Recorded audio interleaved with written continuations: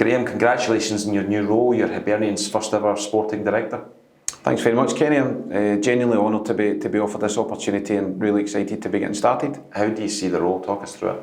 I think it's quite topical just now. There seems to be quite a lot of conversation, particularly in England, about what the role is. It's called different things by different clubs, but ultimately it's about trying to support the football department and the infrastructure to deliver results at the weekend, but also having a bit more of a longer term view on how you can grow the club organically over a period of time and help to achieve long term success over a more consistent period.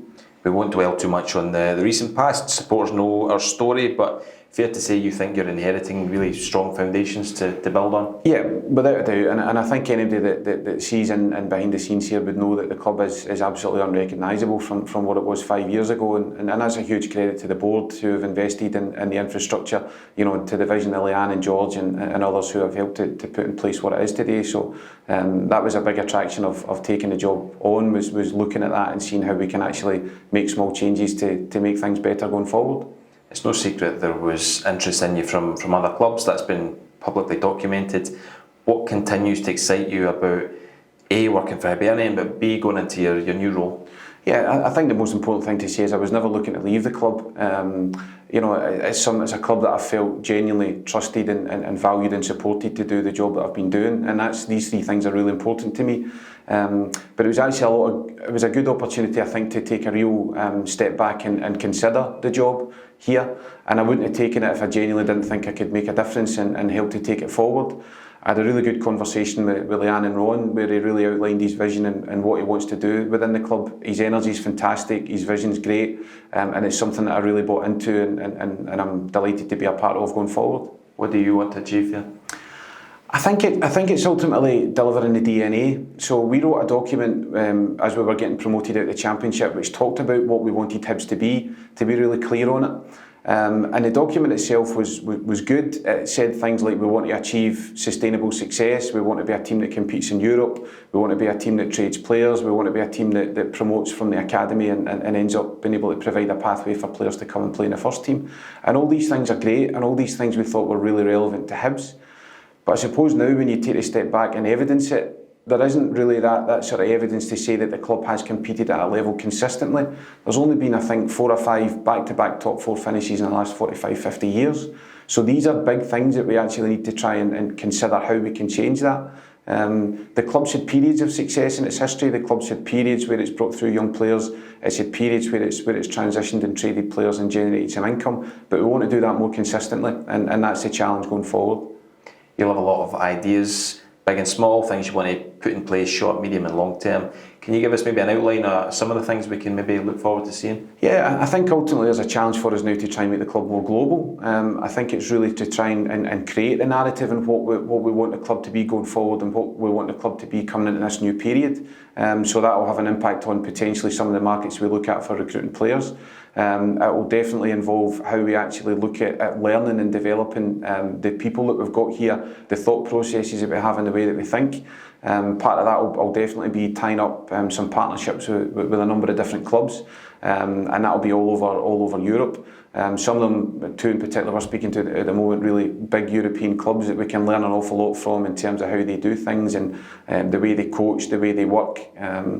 We want to actually tie up partnerships with some clubs maybe at a lower level than us so that we can provide pathways for our younger players, and that might be abroad as well, so maybe some of them are better suited to a career in other countries. So can we create that link from our academy where young players can go and experience football in other cultures which might give them a fruitful career. But on top of that, it's actually giving our staff an opportunity to go and learn from different sports and different cultures and just taking little things that we can actually improve upon what we do here. You know, you've been in football long enough, you know that opinions are shaped on a weekly basis. So how do you juggle short-term need with trying to put in place a plan that will hopefully achieve results over a consistent period? Yeah, Kenny, listen, we work in football, we know we get an appraisal sometimes 3 times a week on how we're doing and how we're performing, and we accept that. And what my job, I think, is to do is to provide some calm in the middle of all the emotion that goes on, because let's make no mistake, everybody here feels disappointment within results and disappointment with performances as much as a supporter in the terraces. So what my role, I think, is within it is to ask good questions and leading questions which help us to get to the bottom of maybe why things haven't worked on a given day, but ultimately keep an eye on a longer term plan for the club and how all these things can fit together to make sure the success is sustained. There's been collective frustration at results early on in the season. I mean, that's within the building, it's within the supporters, and that's understandable. But at the same time, that brings collective determination to come through the other side. How do you see that? One of the other things that's in the DNA document, Ken, and this is one of the big reasons why I love working at the club, is this idea of a club that perseveres. So we wrote things about we are Hibs. So what does that mean? It means that we want to see hard work through hunger. We want to see inspiration through innovation. We want to see bravery through belief, and we want to see success through synergy. All these things are really important. I don't want to continually go back, but I distinctly remember 75 minutes in the Scottish Cup final, and it's been spoken about very publicly, but the supporters that day decided that we weren't going to lose a game. They gave the players a belief, they gave the players an energy, and they actually dragged them over the line and what happened in the 92nd minute. You know, and I'm not saying it's the supporters that always have to do that. It happens the other way around as well, where players can give the supporters the energy, but ultimately we want to be a club that personifies that. Everybody in the building wants to work hard because they've got a hunger to succeed. We want to be a club that innovates and is different because we've got an inspiration to try and do that.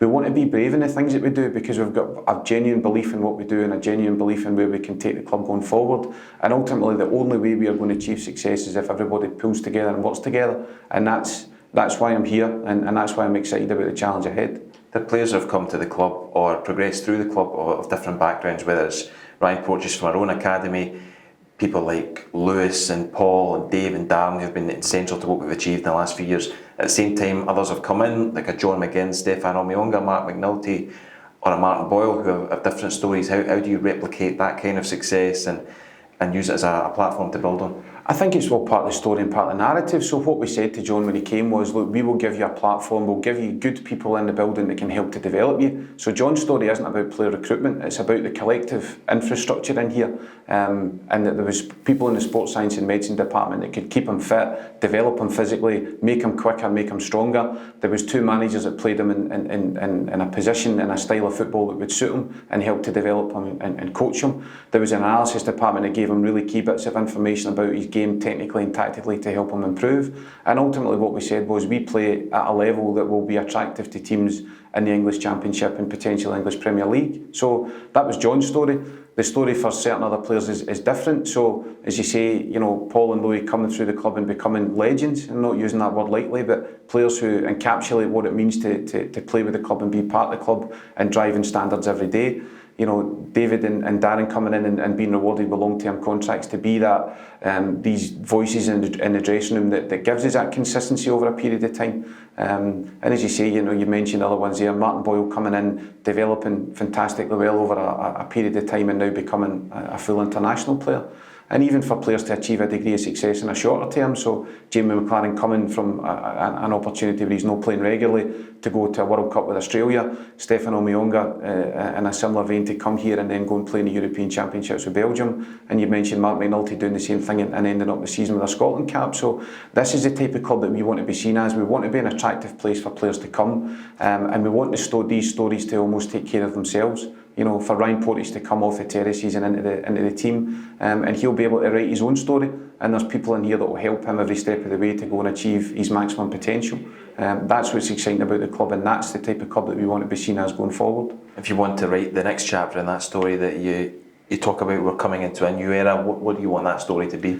The story's got to be about success on the pitch, Kenny. I had the best experience, I've said, one of the best experiences in my life in the cup final, and just seeing how much it meant to so many people. That's the business that we're in, and we know we'll be judged in the short term by what happens without a shadow of a doubt. And we're facing into this almost a wee bit like David and Goliath at times. There's some big giants out there that we need to have that bravery, we need to step forward with real belief in what we're doing. And ultimately, I genuinely want to see myself and others and all the colleagues that we have here rewarded for the hard work that goes on by standing on the top of another bus and sharing that success with so many thousands of Hibs supporters that just want to see their team win games. That's what I want the next chapter to be.